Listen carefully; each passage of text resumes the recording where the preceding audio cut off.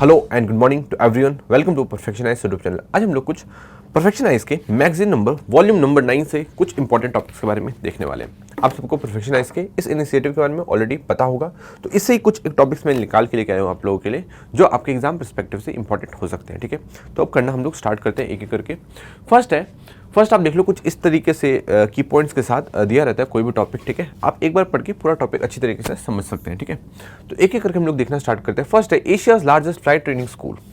Asia का largest flight training school कहाँ खुला है, तो आपको ध्यान रखना है एशिया का लार्जेस्ट फ्लाइट ट्रेनिंग स्कूल कहाँ खुला है, अमरावती महाराष्ट्र में खुला है। ये चीज़ आपको ध्यान रखना है। ठीक है, कहाँ खुला है, अमरावती महाराष्ट्र में खुला है, ये चीज़ आपको ध्यान रखना है। ठीक है, अब अमरावती से रिलेटेड मैं आपको ऑलरेडी बता चुका हूँ कि अमरावती कहाँ पे है, आंध्र प्रदेश में, जो कि चंद्रबाबू नायडू का एक ड्रीम प्रोजेक्ट रहा है। पर इस अमरावती की, जिस अमरावती की मैं अभी बात कर रहा हूँ, ये अमरावती आंध्र प्रदेश वाला अमरावती नहीं है, ये है महाराष्ट्र में। ठीक है, तो ये अमरावती सिटी की बात हो रही है। तो यहाँ पे एशिया का लार्जेस्ट फ्लाइट ट्रेनिंग स्कूल खुल रहा है। कौन खोल रहा है, एयर इंडिया खोल रहा है, ये आपको ध्यान रखना है। ठीक है, कौन खोल रहा है, एयर इंडिया खोल रहा है। कितनी इन्वेस्टमेंट से, अराउंड 200 करोड़ की इन्वेस्टमेंट से, ये भी चीज़ आपको ध्यान रखना है। ठीक है, आई थिंक आपको ये सारी चीज़ें क्लियर हो गई होंगी किसके बारे में, एशिया का लार्जेस्ट फ्लाइट ट्रेनिंग स्कूल के बारे में। ठीक है, ये बात आप ध्यान रखेंगे। नेक्स्ट आप ये चीज़ ध्यान रखेंगे कि एयर इंडिया के बारे में ये चीज़ आपको पता होगी कि ये प्राइवेटाइज हो चुका है। तो प्राइवेटाइज होने के बाद अभी इसके पास अराउंड 140 के आसपास पायलट्स हैं। अब इसको कुछ एयरक्राफ्ट चाहिए थे और कुछ पायलट्स भी चाहिए थे, है ना, उन एयरक्राफ्ट को चलाने के लिए। तो एयरक्राफ्ट की इसने ज़रूरत, एयरक्राफ्ट की ज़रूरत एयर इंडिया ने एयरक्राफ्ट की जरूरत कहां से पूरी करी, एक तो एयरबस से खरीदी, एक एयरबस से जरूरत पूरी करी, और दूसरी किससे करी, दूसरी करी बोइंग से। ये चीज़ आपको ध्यान रखना है। ठीक है, तो एयरक्राफ्ट कहाँ से मिले, एयरबस से मिले, एंड कहाँ से मिले, बोइंग से मिले। ये चीज़ आपको ध्यान रखना है। ठीक है, एयरबस का हेडक्वार्टर कहाँ पे है, एयरबस का हेडक्वार्टर है फ्रांस में। ये चीज़ आप ध्यान रखेंगे, एयरबस का हेडक्वार्टर कहाँ पे है, फ्रांस में। एंड बोइंग का हेडक्वार्टर कहाँ पे है, यूएसए में। ये चीज़ आपको ध्यान रखना है। ठीक है, अब ये एयरक्राफ्ट तो आने वाले हैं कहाँ से, इन दोनों कंपनी से आने वाले हैं। ठीक है, तो आपको ध्यान रखना है। अब इसमें पायलट्स जो वर्क करेंगे वो कहाँ से आएंगे, वो इन ट्रेनिंग स्कूल से आएंगे, जो कि फाइनेंशियल ईयर 26 में, मतलब नेक्स्ट ईयर ये चीज़ स्टार्ट हो जाएगी। फाइनेंशियल ईयर 26 के फर्स्ट क्वार्टर से यहाँ पे ट्रेनिंग स्टार्ट हो जाएगी। ये चीज़ आपको ध्यान रखनी है। कहाँ पे, अमरावती महाराष्ट्र में, जहाँ पे 10 एकड़ का जो एरिया है उसे अलॉट कर दिया गया है। ये चीज़ आपको ध्यान रखना है। ठीक है, आई थिंक आपको सारी चीज़ें क्लियर हो गई होगी एशिया के लार्जेस्ट फ्लाइट ट्रेनिंग स्कूल के बारे में, जो कि अमरावती महाराष्ट्र में है। 10 एकड़ का एरिया है, एयर इंडिया ने खोला है, 200 करोड़ का इन्वेस्टमेंट है। ये चीज़ आपको ध्यान रखना है। जो एयरक्राफ्ट है वो कहाँ से आने वाला है, बोइंग से आने वाला है, और एयरबस से आने वाला है। एयरबस का हेडक्वार्टर कहाँ पे है, फ्रांस में, और बोइंग का हेडक्वार्टर कहाँ पे है, बोइंग का हेडक्वार्टर है यूएसए में। ये चीज़ आपको ध्यान रखना है। ठीक है, बोइंग के ही स्टारलाइनर कैप्सूल में, इसके बारे में ऑलरेडी आपसे बात कई बार कर चुका हूँ। स्टारलाइनर कैप्सूल में कौन गए थे, Sunita Williams and Butch Wilmore गए थे, आपको ध्यान रखना है। स्टारलाइनर कैप्सूल में कौन गए थे, सुनीता विलियम्स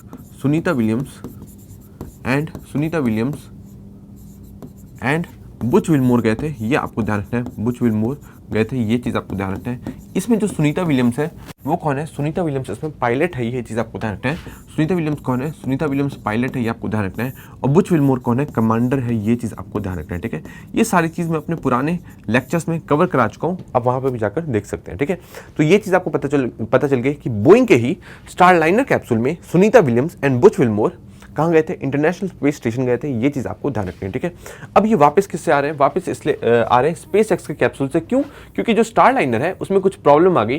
तो प्रॉब्लम क्या आई, एक बार हम लोग देख लेते हैं। प्रॉब्लम क्या आई है, प्रॉब्लम आई है कि इसका थ्रस्टर खराब हो गया ना, इसका थ्रस्टर खराब हो गया, मतलब अब ये मैनोवरिंग नहीं कर सकती। जो स्पेस फ्लाइट थी अब वो उसको डायरेक्शन नहीं दिया जा सकता। ठीक है, थ्रस्टर इसका खराब हो गया। एंड सेकंड, इसमें हीलियम गैस का लीक हो गया। ये चीज़ आपको ध्यान रखना है। ठीक है, इसमें हीलियम गैस का लीक हुआ है, ये चीज़ आपको ध्यान रखना है। ठीक है, आई थिंक आपको ये सारी चीज़ें क्लियर हो गई होंगी किसके बारे में, स्टारलाइनर कैप्सूल के बारे में। ठीक है, स्टारलाइनर कैप्सूल का नाम है जहाँ पे बैठ के जो एस्ट्रोनॉट से जाने वाले थे इंटरनेशनल स्पेस स्टेशन में। पर आपको ध्यान रखना है, रॉकेट का नाम आपसे पूछे तो रॉकेट का नाम है एटलांटिस 5। क्या नाम है, एटलांटिस 5 रॉकेट का नाम है। ये भी चीज़ आपको ध्यान रखना है। ठीक है, एटलांटिस 5 रॉकेट में, स्टारलाइनर कैप्सूल में Sunita Williams and Butch Wilmore कहाँ गए, इंटरनेशनल स्पेस स्टेशन गए। ठीक है, ये चीज़ आपको ध्यान रखना है। 7 से 8 दिन के लिए गए थे, बट वहाँ पे फंसे रह गए। तो अब 8 महीने बाद, मतलब फरवरी में ये लोग वापस लौटने वाले हैं। किससे लौटने वाले हैं, ये स्पेस एक्स के ड्रैगन कैप्सूल से लौटने वाले हैं। स्पेस एक्स के ड्रैगन कैप्सूल से लौटने वाले हैं, ये चीज़ आपको ध्यान रखना है। स्पेसएक्स के ड्रैगन कैप्सूल से लौटने वाले हैं, ये चीज़ आपको ध्यान रखना है, ठीक है। और स्पेसएक्स किसकी कंपनी है? ये इलॉन मस्क की कंपनी है, ये भी चीज़ आपको ध्यान रखना है, ठीक है। आई थिंक आपको ये सारी चीज़ें क्लियर हो गई होंगी, किसके बारे में? बोइंग के बारे में सारी चीज़ें क्लियर हो गई होंगी, ठीक है। बोइंग के बारे में कुछ चीज़ें मैंने और आपको बता रखी है। बोइंग का ही एक सुकन्या प्रोग्राम है, ठीक है। बोइंग सुकन्या योजना है, इसके बारे में भी आप थोड़ा सा देख लीजिए। बोइंग सुकन्या योजना है, इसके बारे में देख लीजिए। अब इस योजना के अनुसार बोइंग क्या करना चाह रही है? बोइंग जो वुमेन है उनको एक तरीके से प्रेरित करना चाहती है कि आप ज़्यादा से ज़्यादा स्टेम सब्जेक्ट्स लो। स्टेम सब्जेक्ट मतलब साइंस से रिलेटेड सब्जेक्ट लो और एविएशन सेक्टर में ज़्यादा से ज़्यादा हो। तो इसके दो मुख्य इसके सिग्निफिकेंस है। क्या क्या है? फर्स्ट तो कि वुमेन को प्रेरित करना कि आप स्टेम सब्जेक्ट लो, और सेकेंड है कि एविएशन सेक्टर में आओ। मतलब ये किसका सिग्निफिकेंस है? बोइंग सुकन्या योजना का सिग्निफिकेंस है, ये आपको ध्यान रखना है, ठीक है। किससे रिलेटेड? वुमेन से रिलेटेड, ये आपको ध्यान रखना है। और बोइंग सुकन्या योजना को इनॉग्रेट किसने किया? तो प्राइम मिनिस्टर मोदी जी ने किया, ये आपको ध्यान रखना है। पीएम मोदी जी ने किया, ये आपको ध्यान रखना है। जनवरी 2024 में ये चीज़ आपको ध्यान रखना है, ठीक है। आई थिंक आपको सारी चीज़ें क्लियर हो गई होंगी बोइंग के बारे में, ठीक है। स्टार लाइनर कैप्सूल क्लियर हो गया, आ किससे रहे? ड्रैगन कैप्सूल से आ रहे हैं, स्पेसएक्स के क्लियर हो गई। ये सारी चीज़ें आपको ऑलरेडी क्लियर हो चुकी है, ये चीज़ आपको ध्यान रखनी है, ठीक है। अब हम लोग नेक्स्ट टॉपिक की तरफ आगे बढ़ेंगे। नेक्स्ट देखते हैं, नेक्स्ट क्या है। तो कुछ इस तरीके से चीज़ें हैं। Sunita Williams and Butch Wilmore गए हैं ऊपर, ठीक है। ये जो कैप्सूल था खराब हो गया था, तो ये कुछ इस टाइप की चीज़ें चल रही है, आपको ध्यान रखना है। और इंटरनेशनल स्पेस स्टेशन के बारे में भी आ सकता है, तो उसको भी एक बार थोड़ा सा हम देखते हुए चलते हैं, ठीक है। ISS इंटरनेशनल स्पेस स्टेशन के बारे में ऑलरेडी मैं आपको बता चुका हूँ। पहले तो ISS की फुल फॉर्म देख लो, इंटरनेशनल स्पेस स्टेशन, जो कि 400 किलोमीटर ऊपर हम लोग के है, 400 किलोमीटर की एल्टीट्यूड पे है। अर्थ से 400 किलोमीटर की एल्टीट्यूड पे ये ट्रैवल कर रहा है और 90 मिनट्स में अर्थ का एक चक्कर लगा लेता है, ये आपको ध्यान रखना है, ठीक है। मतलब 1.5 घंटे में ये अर्थ का एक चक्कर लगा लेता है, आपको ध्यान रखना है। और 28,000 किलोमीटर पर आवर की स्पीड से 28,000 किलोमीटर पर आवर की स्पीड से ये ट्रैवल करता है, ये भी चीज़ आपको ध्यान रखना है। और इसको बनाने में इंडिया का योगदान नहीं रहा है, ये भी चीज़ आपको ध्यान रखना है, ठीक है। तो कौन सी कंट्रीज का योगदान रहा है? नासा का योगदान रहा है। नासा किसकी है? यूएसए की, याद रहता है सबको। रोसकोसमोस किसकी है? रशिया की। आर से रोसकोसमोस, आर से Russia. ESA European space agency, E से यूरोप, ई से ईएसए। जाक्सा, जे से Japan and JAXA, and CSA Canada, ये आपको ध्यान रखना है, ठीक है। I think international space station के बारे में आपको सारी जानकारी मिल गई होगी। इसे लॉन्च कब करा गया था? तो इसको लॉन्च किया गया था 1998 में, ये भी चीज़ आपको ध्यान रखनी है, ठीक है। मतलब ज़्यादा पहले लॉन्च नहीं किया गया है, हाल फिलहाल में ही लॉन्च किया गया है। आई थिंक आपको ये सारी जानकारी अच्छे से समझ में आई होगी। नेक्स्ट हम लोग देखना चाहेंगे, जो एक क्वेश्चन भी आ चुका है ऑलरेडी, ठीक है। क्वेश्चन आ चुका है कि तियांगोंग स्पेस स्टेशन कौन से कंट्री से रिलेटेड है? तो आपको ध्यान रखना है, तियांगोंग स्पेस स्टेशन ये चाइना का खुद का स्पेस स्टेशन है, ये आपको ध्यान रखना है। ये चाइना का खुद का स्पेस स्टेशन है, ये आपको ध्यान रखना है। कब लॉन्च किया गया था? 2021 में लॉन्च किया गया था, और 2021 में लॉन्च किया गया था, और 2023 में ये ऑपरेशनलाइज हो चुका है, ये आपको ध्यान रखना है, ठीक है। क्वेश्चन थोड़ा अलग आ सकता है। क्वेश्चन आ सकता है कि अभी कौन से स्पेस स्टेशन को एक्सपेंड करने की बात करी जा रही है, कि उसके एक्सपेंशन की बात करी जा रही है, तो आपको ध्यान रखना है तियांगोंग स्पेस स्टेशन की एक्सपेंशन की भी बात करी जा रही है, ठीक है। मतलब चाइना अब इसको थोड़ा सा और बड़ा करना चाह रहा है, ये आपको ध्यान रखना है, ठीक है। अगेन अब आप इस चीज़ पे ध्यान दो कि चाइना का हो गया, अभी तक इंडिया का स्पेस स्टेशन कोई भी नहीं है, ना ही हमारा इंटरनेशनल स्पेस स्टेशन में कोई योगदान रहा है, ठीक है। बट अब हम लोग खुद का एक स्पेस स्टेशन लॉन्च करने वाले हैं, उसका नाम है BAS, भारतीय अंतरिक्ष स्टेशन, ठीक है। क्या नाम है? भारतीय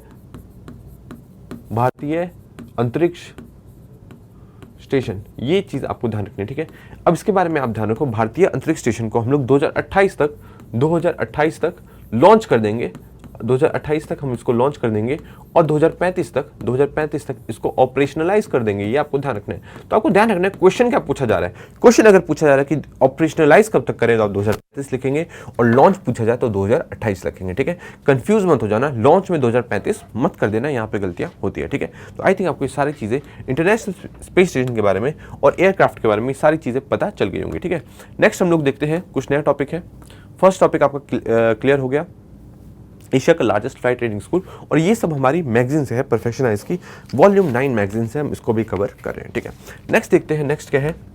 नेक्स्ट है वर्ल्ड का लार्जेस्ट म्यूजियम। अब यहाँ से एक टॉपिक निकल के आ रहा है कि वर्ल्ड का लार्जेस्ट म्यूजियम कहाँ पे बनने वाला है। तो आपको ध्यान रखना है, वर्ल्ड का लार्जेस्ट म्यूजियम हमारे प्यारे भारत में बनने वाला है, ये चीज़ आपको ध्यान रखना है कि वर्ल्ड का लार्जेस्ट म्यूजियम कहाँ बनने वाला है। लार्जेस्ट म्यूजियम कहाँ बनने वाला है, तो आपको ध्यान रखना है वर्ल्ड का लार्जेस्ट म्यूजियम बनने वाला है न्यू दिल्ली में। ये चीज़ आपको ध्यान रखना है, कहाँ बनने वाला है, न्यू दिल्ली में बनने वाला है, ये आपको ध्यान रखना है। न्यू दिल्ली में भी कहाँ पे, रायसीना हिल्स, रायसीना हिल्स वाला एरिया जानते हैं, मतलब राष्ट्रपति भवन के आसपास का जो भी एरिया है उसे रायसीना हिल्स का एरिया कहते हैं, ठीक है। तो रायसीना हिल्स वाला एरिया में बनने वाला है, और उसमें जो नॉर्थ ब्लॉक और साउथ ब्लॉक जो बिल्डिंग है उन दोनों को मिला के, north block and south block वाली बिल्डिंग को मिला के, नॉर्थ ब्लॉक एंड साउथ वाली बिल्डिंग को मिला के हम ये म्यूजियम बनाने वाले हैं। ये चीज़ आपको ध्यान रखना है, ठीक है। तो मतलब वर्ल्ड का लार्जेस्ट म्यूजियम न्यू दिल्ली में रायसीना हिल्स में north block and south block जो बिल्डिंग है उनको कन्वर्ट करके बनने वाला है। ये चीज़ आपको ध्यान रखना है, वर्ल्ड का लार्जेस्ट म्यूजियम, ठीक है। और ये क्या होगा, ये जो इंडिया में न्यू दिल्ली में जो म्यूजियम होने वाला है ये 2 टाइम्स होने वाला है। किस म्यूजियम का, लोवीर म्यूजियम का। अभी लोवीर म्यूजियम क्या है, ये लोवीर म्यूजियम अभी वर्ल्ड का लार्जेस्ट म्यूजियम है, ये आपको ध्यान रखना है, ठीक है। तो अभी वर्ल्ड का लार्जेस्ट म्यूजियम पूछा है आपसे, तो आपको ध्यान रखना है लोवीर म्यूजियम है। लोवीर म्यूजियम कहाँ पे है, ये है फ्रांस में, ये आपको ध्यान रखना है, ठीक है। ये कहाँ पे है, ये फ्रांस में है, आपको ध्यान रखना है, फ्रांस में है। तो इसका हम लोग दुगना बनाने वाले हैं, कहाँ पे, इंडिया में न्यू दिल्ली में बनाने वाले हैं, रायसीना हिल्स में बनाने वाले हैं, और रायसीना हिल्स में north block and south block को मिला के बनाने वाले हैं। ये चीज़ आपको ध्यान रखना है, ठीक है। और इसके लिए हम लोगों ने पार्टनरशिप किसके साथ करी, तो पार्टनरशिप भी हमने फ्रांस के साथ ही करी है, आपको ध्यान रखना है, ठीक है। मतलब इंडिया एंड फ्रांस का यहाँ पार्टनरशिप भी हुआ है, ये भी चीज़ आपको ध्यान रखना है, ठीक है। तो अगेन यहाँ से भी क्वेश्चन आ सकता है, तो हर चीज़ को आपको रेडी करते हुए चलना है, कहीं से कोई भी टॉपिक छोड़ना नहीं है, ठीक है। नेक्स्ट अगेन अब नेक्स्ट देखते हैं नेक्स्ट ये लोवेर म्यूजियम है फ्रांस का। अब नेक्स्ट देखते हैं रायसीना हिल्स। तो मैंने आपको बता दिया रायसीना हिल्स में क्या बनने वाला है, म्यूजियम बनने वाला है। रायसीना हिल्स से एक इंपॉर्टेंट टॉपिक आता है रायसीना डायलॉग के बारे में, है ना। रायसीना डायलॉग के बारे में क्वेश्चन आ सकता है कि रायसीना डायलॉग क्या होता है। तो रायसीना डायलॉग के बारे में आप जानते होंगे, रायसीना डायलॉग के बारे में आप जानते होंगे। रायसीना डायलॉग किस बेसिस पे होता है, किस टॉपिक पे होता है, तो ये जियो पॉलिटिक्स के लिए होता है और जियो इकोनॉमिक्स के लिए होता है। आपको ध्यान रखना है, ये एक एनुअल कॉन्फ्रेंस है जो कि कौन ऑर्गेनाइज करता है, ORF observer research foundation, ORF and कौन करता है, and ministry of external affairs इसको हर साल ऑर्गेनाइज करती है। और इस बार जो 2024 वाला कहाँ पे हुआ, न्यू दिल्ली में हुआ, ये तो पता ही है। कौन सा एडिशन था, तो ये 9th एडिशन था, ये आपको ध्यान रखना है, 9th एडिशन था, आपको ध्यान रखना है। इसमें अराउंड 2500 डेलीगेट्स आए, ठीक है।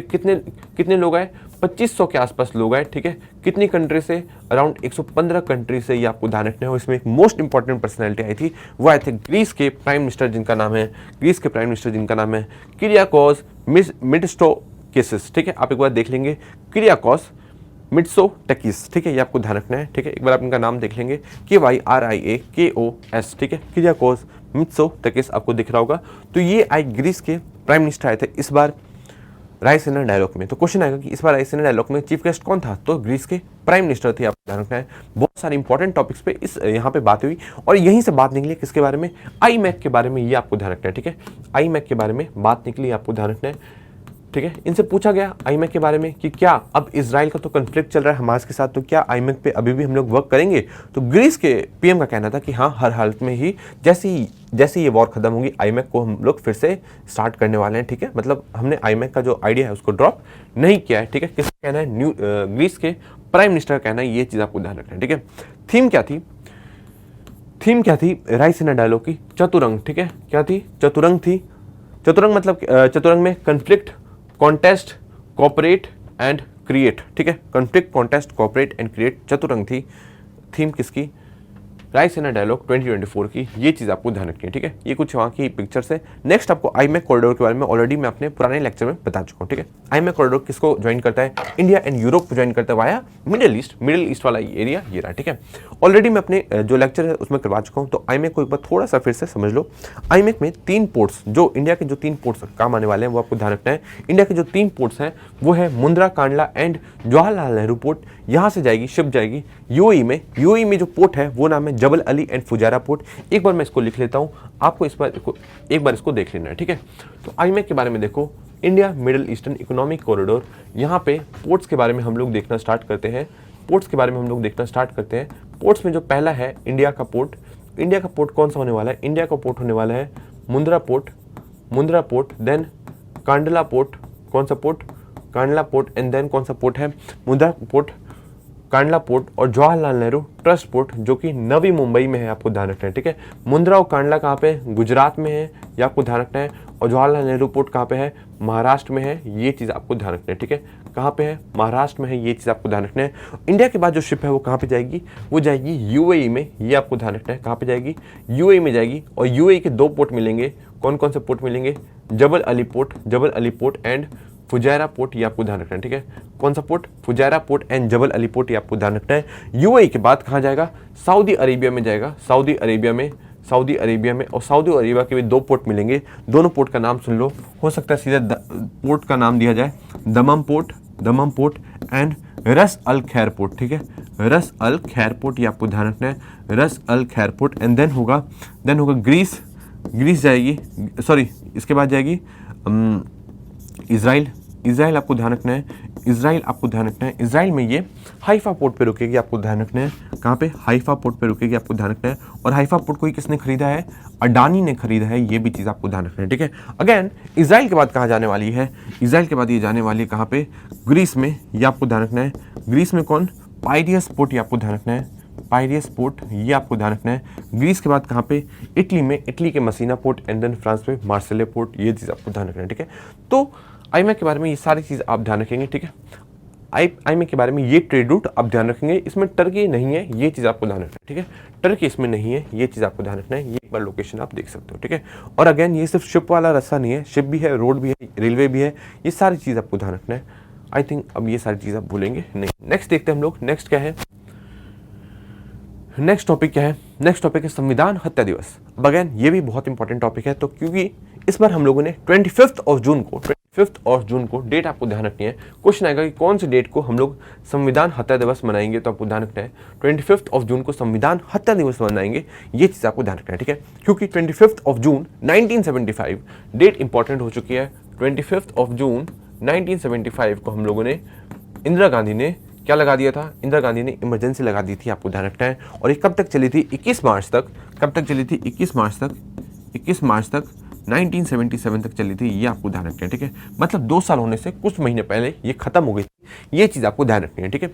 नेशनल इमरजेंसी अभी तक पूरी इंडिया में 3 बार लग चुकी है। कब कब लगी है, 1962 में एक तो लगा था, 1962 से 1968 तक चला था, देन चला 1971 में इंडिया और जब पाकिस्तान का युद्ध हो गया था, ठीक है, बांग्लादेश अलग कर दिया था जब हमने 1971 में, एंड देन इंदिरा गांधी ने लगा दिया था 1975 में, ये चीज़ आपको ध्यान रखनी है, ठीक है। तो नेशनल इमरजेंसी हम लोगों ने 3 बार लगाई, स्टेट इमरजेंसी हम लोग बहुत बार लगा चुके हैं, और जो फाइनेंशियल इमरजेंसी अभी तक हम लोगों ने 1 बार भी नहीं लगाई है, ये आपको ध्यान रखना है, ठीक है। संविधान हत्या दिवस कब मनाएंगे हम लोग, 25 जून को मनाएंगे, ये चीज़ भी आपको ध्यान रखनी है, ठीक है। नेक्स्ट अगेन देखो, पर इमरजेंसीज के बारे में देख लो कि आर्टिकल नंबर 352 क्या कहता है, इमरजेंसी के बारे में कहता है, नेशनल इमरजेंसी के बारे में कहता है। आर्टिकल नंबर 356 क्या कहता है, स्टेट इमरजेंसी या प्रेसिडेंट रूल के बारे में कहता है। और आर्टिकल नंबर 360 क्या कहता है, ये कहता है फाइनेंशियल इमरजेंसी के बारे में। ये तो तीनों चीज़ों को आपको ध्यान रखना है। आर्टिकल नंबर 355 के बारे में ध्यान रखना है। आर्टिकल नंबर 355 कहता है duty of the union to protect state against external aggression and internal disturbance, ठीक है। जब एक्सटर्नल अग्रेशन होता है या इंटरनल डिस्टर्बेंस होती है तो आर्टिकल 355 को इन्वोक किया जा सकता है। मतलब ये यूनियन की ड्यूटी है कि वो स्टेट को प्रोटेक्ट करके रखे, ये आपको ध्यान रखना है, ठीक है। आई थिंक आपको ये सारी चीजें क्लियर हुई होंगी। इसी के साथ आपको आर्टिकल नंबर 365 भी याद करना है, जिसमें लिखा गया है कि ये अगर कॉन्स्टिट्यूशन के हिसाब से स्टेट को नहीं चलाया गया और अगर स्टेट यूनियन ने जो डायरेक्शन इशू किया है उसको मानने से इनकार करती है तो वह एक कारण बन सकता है किसी चीज़ का, इमरजेंसी का। ये किस में कहा गया है, आर्टिकल नंबर 365 में कहा गया है। और ये प्रेसिडेंट की डिस्क्रिप्शन है कि उसको जब लगे कि ये जो हमारी जो भी हम लोग डायरेक्शन दे रहे हैं वो स्टेट नहीं मान रही है, तो उस केस में आर्टिकल 365 को इन्वोक करके हम लोग प्रेसिडेंट रूल लगा सकते हैं। ये आपको ध्यान रखना है, ठीक है। प्रेसिडेंट रूल लगा सकते हैं, कहाँ पे, स्टेट में लगा सकते हैं, ये आपको ध्यान रखना है, ठीक है। आई थिंक आपको ये सारी चीज़ें क्लियर हो गई होंगी किसके बारे में, इमरजेंसी के बारे में। नेक्स्ट टॉपिक में हम लोग जाएंगे। नेक्स्ट है eastern India first university for student with disabilities, ठीक है। तो आपको ध्यान रखना है ईस्टर्न इंडिया का। ईस्टर्न इंडिया क्या, ईस्टर्न इंडिया देखो कहाँ पे, मतलब इस वाले इंडिया का ईस्टर्न इंडिया, ये तो नॉर्थ ईस्टर्न हो गया ना। ये ईस्टर्न इंडिया का पहली यूनिवर्सिटी कहाँ खुली है, डिसेबल बच्चों के लिए। तो आपको ध्यान रखना है झारखंड के रांची में खुली है, आपको ध्यान रखना है, ठीक है। तो डिसेबल बच्चों के लिए, डिसेबल जो बच्चे हैं, जो दिव्यांग बच्चे हैं, उनकी यूनिवर्सिटी कहाँ खुली है, तो आपको ध्यान रखना है झारखंड में खुली है, ये आपको ध्यान रखनी है, ठीक है। कहाँ खुली है, झारखंड में खुली है, ये आपको ध्यान रखना है। झारखंड में ही क्या खुला है, झारखंड में ही वल्चर रेस्टोरेंट खुला है, ये आपको ध्यान रखना है, ठीक है। क्या खुला है, वल्चर रेस्टोरेंट खुला है, ये आपको ध्यान रखना है। वल्चर रेस्टोरेंट खुला है, ये आपको ध्यान रखना है। ये वल्चर रेस्टोरेंट कहाँ खुला है? ये कोडरमा में खुला है, ये आपको ध्यान रखना है, ठीक है। कोडरमा में खुला है, ये आपको ध्यान रखना है। और झारखंड के ही दो इंपॉर्टेंट लीडर का नाम आपको ध्यान रखना है। एक है चंपई सोरेन, जो कि अभी 2024 में ही सीएम बने थे, बट ये अब फिर से हट चुके हैं। और हेमंत सोरेन, ये आपको ध्यान रखना है। और दोनों ही कौन से पार्टी से बिलोंग करते थे? ये झारखंड मुक्ति मोर्चा जेएमएम से बिलोंग करते थे, ये आपको ध्यान रखना है। बट चंपई सोरेन ने अब अपनी जो पार्टी की सदस्यता है वो छोड़ दी है, ये चीज़ आपको ध्यान रखना है। और वो अब बीजेपी में शामिल हो चुके हैं, ये भी आपको ध्यान रखना है, ठीक है। झारखंड के बारे में ही आप ध्यान रखेंगे कि झारखंड के मीका माइंस को चाइल्ड लेबर फ्री कर दिया गया है, ये आपको ध्यान रखना है, ठीक है। इसको चाइल्ड लेबर फ्री कर दिया गया है, ये आपको ध्यान रखना है। चाइल्ड लेबर फ्री कर दिया गया है, ये आपको ध्यान रखना है। झारखंड में ही मुख्यमंत्री मैया सम्मान योजना स्टार्ट किया गया है, ये आपको ध्यान रखना है। झारखंड में ही मुख्यमंत्री मैया सम्मान योजना स्टार्ट किया गया है, ये आपको ध्यान रखना है, ठीक है। अब झारखंड के ही डोडा प्लांट से आपको ध्यान रखना है। कहां से? डोडा प्लांट से, झारखंड के ही डोडा प्लांट से बांग्लादेश को इलेक्ट्रिसिटी जाती है, ये आपको ध्यान रखना है, ठीक है। तो क्वेश्चन यहां से भी आ सकता है कि बांग्लादेश को जो इलेक्ट्रिसिटी जाती है वो कहां से जाती है? डोडा प्लांट से जाती है, जो कि किसका प्लांट है? अडानी का प्लांट है, ये आपको ध्यान रखना है, ठीक है। अब अडानी के बारे में भी 2-3 चीजें ध्यान रखो। अडानी के बारे में भी 2-3 चीज आपको ध्यान रखना है। अडानी के बारे में 2-3 चीज ध्यान रखना है कि अडानी ने 30 साल के लिए दर एस सलाम पोर्ट के टर्मिनल्स को खरीद लिया, ये आपको ध्यान रखना है, ठीक है। दर एस सलाम पोर्ट के टर्मिनल्स को खरीद लिया है, ये आपको ध्यान रखना है। दर एस सलाम पोर्ट के बारे में मैं आपको बहुत दिनों से बता रहा हूं कि कहां पे है? तंजानिया में है, ये आपको ध्यान रखना है। तंजानिया में है, ये ऑलरेडी मैं आपको कई बार बातें कर चुका हूं इसके बारे में। और तंजानिया में क्या 2 चीजों के बारे में बताया था? एक तो बताया था दर एस सलाम पोर्ट एंड दूसरा बताया था ज़ांज़ीबार, ठीक है। ज़ांज़ीबार बताया था। ज़ांज़ीबार में ही हम लोग, ज़ांज़ीबार क्या है? आइलैंड है। और ज़ांज़ीबार जो ऑटोनोमस रीजन है किसका? तंजानिया का। यहाँ पे हम लोग क्या करने वाले हैं? यहाँ पे आईआईटी मद्रास का कैंपस लगा है, ये चीज़ आपको ध्यान रखना है, ठीक है। अगर आईआईटी दिल्ली का कैंपस पूछे तो आईआईटी दिल्ली का कैंपस यूएई, आईआईटी मद्रास का कैंपस पूछे तो आपको ध्यान रखना है तंजानिया के ज़ांज़ीबार में, ये चीज़ आपको ध्यान रखना है, ठीक है। तो अडानी ने दर एस सलाम पोर्ट आपको ध्यान रखना है। अडानी के बारे में ही सेकंड न्यूज़ आपको क्या ध्यान रखनी है? अडानी के बारे में ही सेकंड न्यूज़ आपको ये ध्यान रखनी है कि अडानी ने किसके साथ समझौता किया? टावर सेमीकंडक्टर के साथ। टावर सेमीकंडक्टर किसकी कंपनी है? टावर सेमीकंडक्टर इजराइल की कंपनी है, ठीक है। इजराइल की कंपनी है। इसके साथ समझौता करके इन्होंने सेमीकंडक्टर प्लांट लगाने की बात कही है। कहां पे? महाराष्ट्र में, ये चीज आपको ध्यान रखनी है, ठीक है। महाराष्ट्र में ये चीज आपको ध्यान रखनी है, गुजरात में नहीं, महाराष्ट्र में ध्यान रखनी है। 83,000 करोड़ के साथ ये आपको ध्यान रखना है, ठीक है। तो आई थिंक आपको ये सारी चीजें क्लियर हो गई होंगी किसके बारे में? अडानी के बारे में भी। तो कहीं से भी क्वेश्चन आ सकते हैं, तो आपको हर क्वेश्चन के लिए रेडी रहना है, ये आपको ध्यान रखना है, ठीक है। अडानी ही रिन्यूएबल प्लांट लगा रहा है, वर्ल्ड का लार्जेस्ट रिन्यूएबल एनर्जी प्लांट लगा रहा है। कहां पे? खावड़ा गुजरात में, आपको ध्यान रखना है, ठीक है। कहां पे? खावड़ा गुजरात में वर्ल्ड का लार्जेस्ट रिन्यूएबल एनर्जी प्लांट लगा रहा है। कहां पे? खावड़ा गुजरात में, आपको ध्यान रखना है। और ये पेरिस से, ये जो पेरिस सिटी है फ्रांस की, पेरिस सिटी से ये 5 गुना होने वाला है, ध्यान रखना है, ठीक है। पेरिस से ये 5 गुना होने वाला है, ये आपको ध्यान रखना है, ठीक है। तो यहाँ से भी क्वेश्चन बन सकते हैं, तो सारे क्वेश्चन को आपको कवर करते हुए चलना है। आगे हम लोग बढ़ते हैं। अब आगे बढ़ते हैं। नेक्स्ट क्या है? नेक्स्ट है अडानी के बारे में एक और चीज़ जान लीजिए कि मैंने आपको ऑलरेडी बता चुका हूँ कि अडानी ने ही फैसला लिया है कि वो 1600 करोड़ का इन्वेस्टमेंट करेगा। कहाँ पे? 1600 करोड़ का इन्वेस्टमेंट करेगा। कहाँ पे? बिहार में कहाँ पे? वर्सलीगंज में, आपको ध्यान रखना है, ठीक है। 1600 करोड़ का इन्वेस्टमेंट करेगा। कहाँ पे? वर्सलीगंज में। कहाँ पे? बिहार में। वर्सलीगंज कहाँ पे? नवादा में है, ये आपको ध्यान रखना है, ठीक है। वर्सलीगंज कहाँ पे? नवादा में, आपको ध्यान रखना है, ठीक है। नवादा हो गया, ये हो गया पटना जहानाबाद गया, ये वाला रूट आपको पता होगा। और पटना नालंदा नवादा, ये रूट भी आपको ध्यान रखना है। और आपको रोज मैप देखना है बिहार एंड इंडिया का एंड वर्ल्ड मैप, ताकि आपको लोकेशंस के बारे में धीरे धीरे करके खुद ही अपने आप सबकॉन्शियसली आपको सारी चीजें समझ में आ जाए, ठीक है। तो ये चीज क्लियर हो गई। चंपई सोरेन और हेमंत सोरेन के बारे में पता चल गया था। अब नेक्स्ट न्यूज की तरफ हम लोग आगे बढ़ेंगे। नेक्स्ट है Mahatma Gandhi statue unveiled in Tokyo, ठीक है। अब देखो क्वाड के बारे में मैंने आपको बताया था, क्वाड के बारे में बताया था कि इस बार जो क्वाड की मीटिंग है वो कहाँ पे हुई है? यूएसए में हुई है, ये आपको ध्यान रखना है। यूएसए में हुई है। यूएसए में कहाँ पे हुई है? यूएसए के दिलावर में हुई है, ये आपको ध्यान रखना है। कहाँ पे हुई है? यूएसए के दिलावर में हुई है। ये चीज मैं ऑलरेडी आपको बता चुका था, ठीक है। और प्राइम मिनिस्टर मोदी ने इंडियन कम्युनिटी को एड्रेस किया था। कहां पे किया था? तो कौन से स्टेडियम में किया था? यहां से भी क्वेश्चन आ सकता है, तो इसके लिए भी आपको थोड़ा सा प्रिपेयर रहना होगा, वो आप देखेंगे, ठीक है। अब देखो क्वाड की जो मीटिंग थी वो कहां पे हुई? क्वाड की जो हेड ऑफ स्टेट की मीटिंग कहां पे हुई? यूएसए में हुई। बट उसके फॉरेन मिनिस्टर की मीटिंग कहां पे हुई थी? ये टोक्यो जापान में हुई थी, आपको ध्यान रखना है। कहां पे हुई थी? टोक्यो जापान में हुई थी, आपको ध्यान रखना है। और इसी समय क्या हुआ? इसी समय महात्मा गांधी के स्टैचू को अनवील किया गया कहाँ पे, जापान में किया गया, ये चीज आपको ध्यान रखना है। टोक्यो में किया गया, ये चीज आपको ध्यान रखना है, ठीक है। अगेन ये चीज आपको ध्यान रखना है। जापान के बारे में मैं ऑलरेडी आपको कुछ चीजें बता चुका हूँ। जापान के कुछ इंपॉर्टेंट आइलैंड्स के नाम मैंने आपको बताए थे। कौन कौन से आइलैंड्स के नाम है, होकाइडो, ठीक है, नेक्स्ट क्या है होन्शु, नेक्स्ट क्या है शिकोकू, ठीक है, शिकोकू, नेक्स्ट क्या है क्यूशु, ये सारे इंपॉर्टेंट आइलैंड्स हैं किसके, जापान के। और नेक्स्ट क्या है ओकिनावा, ये सारे आइलैंड्स के नाम आपको ध्यान रखने हैं। और ये जो आइलैंड्स है कि मैंने नॉर्थ से लेके साउथ तक में अरेंज कर दिया, ये आपको ध्यान रखना है, ठीक है। तो नॉर्थ, सबसे नॉर्थ वाला आइलैंड कौन सा है, Hokkaido, Honshu, Shikoku, Kyushu and Okinawa. अब अगेन इसमें देखो आप, अगर आप होन्शु को 1 से रिप्लेस कर दोगे, मतलब 1 को होकाइडो को 2 से रिप्लेस कर दोगे एंड शिकोकू को क्यूशु से रिप्लेस कर दोगे तो कुछ ऐसा दिखेगा, एक मिनट, कुछ ऐसा दिखेगा, होन्शु दिखेगा पहले, फिर दिखेगा होकाइडो आपको, है ना, होकाइडो दिखेगा, देन क्या दिखेगा क्यूशु दिखेगा ना, क्यूशु दिखेगा, देन क्या दिखेगा शिकोकू, क्या दिखेगा शिकोकू एंड दिखेगा ओकिनावा, ठीक है, ओकिनावा दिखेगा। अब देखो ये जो आइलैंड्स मैंने लगाए ये बड़े से छोटा लगा दिया, मतलब सबसे बड़ा आइलैंड कौन सा हुआ होन्शु और सबसे छोटा आइलैंड कौन सा हुआ ओकिनावा, ये चीज आपको ध्यान रखना है, ठीक है। तो होन्शु सबसे बड़ा आइलैंड है और होन्शु है सबसे बड़ा आइलैंड है, और होकाइडो क्या है सबसे नॉर्दर्न मोस्ट में। सबसे छोटा आइलैंड कौन सा है ओकिनावा, और सबसे सदर्न मोस्ट में कौन है ओकिनावा, ये चीज आपको ध्यान रखनी है, ठीक है। अब देखो होन्शु में ही कौन सा हिरोशिमा कहाँ पे है, जहाँ पे बॉम्ब गिराया गया था, हिरोशिमा जो है वो होन्शु में है, ये आपको ध्यान रखना है। और क्यूशु में क्या है, क्यूशु में है नागासाकी, ये आपको ध्यान रखना है, ठीक है। अब आपको ये सारी चीज़ें भूलनी नहीं है।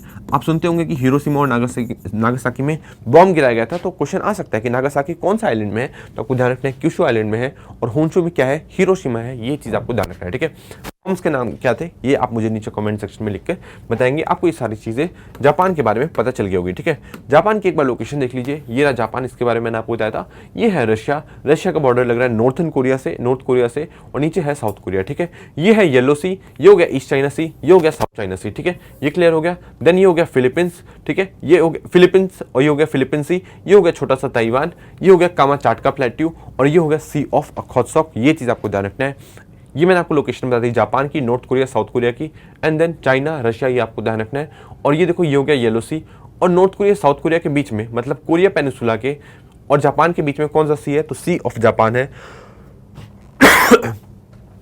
ये आपको ध्यान रखना है, ठीक है। तो आई थिंक आपको ये सारी चीजें क्लियर हो गई होंगी किसके बारे में, जापान के बारे में। जापान के बारे में एक और चीज मैंने आपको क्या बता रखी है कि जापान की और रशिया के बीच में कुछ आइलैंड्स का, ये जापान है और ये रशिया है, रशिया का कामाचाटका प्लेट्यू दिखाया था, ठीक है। तो रशिया और जापान के कुछ आइलैंड्स का विवाद है। उन जो आइलैंड्स का नाम कौन सा है, आइलैंड्स का नाम है कुरिल आइलैंड। तो कुरिल आइलैंड कौन से, कुरिल आइलैंड कौन से आइलैंड्स, कौन से कंट्रीज के बीच का विवाद है, तो आपको ध्यान रखना है कि ये रशिया एंड जापान के बीच का विवाद है, ये आपको ध्यान रखना है, ठीक है। और ये सारी चीजें क्लियर हो गई होंगी कि महात्मा गांधी का स्टैचू कहाँ पे अनवील किया गया है, तो टोक्यो में अनवील किया गया है, ये चीज आपको क्लियर हो गई होगी। नेक्स्ट देखते हैं हम लोग, नेक्स्ट क्या है, battery energy storage capacity of India. इसको एक बार आप पढ़ लेंगे। अब इसमें इंपॉर्टेंट चीज जानिए कि बैटरी एनर्जी स्टोरेज सिस्टम लगाने वाला है कौन, फॉक्सकॉन लगाने वाला है, ये आपको ध्यान रखना है। कहाँ पे लगाने वाला है, फॉक्सकॉन लगाने वाला है कहाँ पे, तमिलनाडु में, ये चीज आपको ध्यान रखना है, ठीक है। कहाँ पे लगाने वाला है, तमिलनाडु में लगाने वाला है, ये चीज आपको ध्यान रखना है। और वर्ल्ड में, सॉरी इंडिया में सबसे ज्यादा रोड एक्सीडेंट कहाँ पे होते हैं, तमिलनाडु में होते हैं, ये आपको ध्यान रखना है, ठीक है। तो तमिलनाडु नंबर 1 पे है किस चीज में, रोड एक्सीडेंट पे, ये आपको ध्यान रखना है। और सेकंड नंबर पे कौन है, सेकंड नंबर पे एमपी है, ये चीज आपको ध्यान रखना है, ठीक है। तो क्वेश्चन क्या आएगा कि बिहार के रोड्स काफी ज्यादा खराब है, इंफ्रास्ट्रक्चर काफी ज्यादा खराब है, तो यहाँ पे इसकी वजह से इंडिया में सबसे ज्यादा जो रोड एक्सीडेंट होता है कहाँ पे होते हैं, बिहार में होते हैं। तो नहीं, अगेन आपको ध्यान रखना है कि नहीं, तमिलनाडु में है। क्वेश्चन घुमा के दिया जा सकता है, आपको सोल्यूशन के बारे में थोड़ा सा सोचना होगा, उसके बाद ही आंसर पे टिक लगाना होगा, ठीक है। फॉक्सकॉन जो कंपनी है उसके जो चेयरमैन है उनका नाम क्या है, उनके चेयरमैन का नाम है यंग लियू, जिनको इस बार पद्म भूषण दिया गया है, ये चीज आपको ध्यान रखना है। उनको इस बार पद्म भूषण दिया गया है, ये चीज आपको ध्यान रखना है। किसके द्वारा, द्रौपदी मुर्मू द्वारा, ये चीज आपको ध्यान रखना है, ठीक है। किसके द्वारा, द्रौपदी मुर्मू द्वारा आपको ध्यान रखना है। 2024 में यंग लियू किसके चेयरमैन है, फॉक्सकॉन के चेयरमैन है। और फॉक्सकॉन का इंडिया का रिप्रेजेंटेटिव कौन है, उनका नाम है वी ली। इंडिया के रिप्रेजेंटेटिव का नाम क्या है, वी ली, आपको ध्यान रखना है। और फॉक्सकॉन जो कंपनी है वो कहाँ की है, ये ताइवान की कंपनी है, आपको ध्यान रखना है। कहाँ की कंपनी है, ताइवान की कंपनी है। और ताइवान के नए प्रेसिडेंट बने हैं, उनका नाम क्या है, उनका नाम है विलियम लाई चांगते, आपको ध्यान रखना है, ठीक है। उनका नाम क्या है, विलियम लाई चांगते, आपको ध्यान रखना है, ठीक है। विलियम लाई कहाँ के प्रेसिडेंट है, तो ताइवान के प्रेसिडेंट है, ये आपको ध्यान रखना है, ठीक है। और इन्होंने किसको रिप्लेस किया है, इसका भी क्वेश्चन आ सकता है कि इन्होंने किसको रिप्लेस किया है, तो इन्होंने रिप्लेस किया है साई इंगवेन को, TSAI, साई इंगवेन, INGWEN, ठीक है।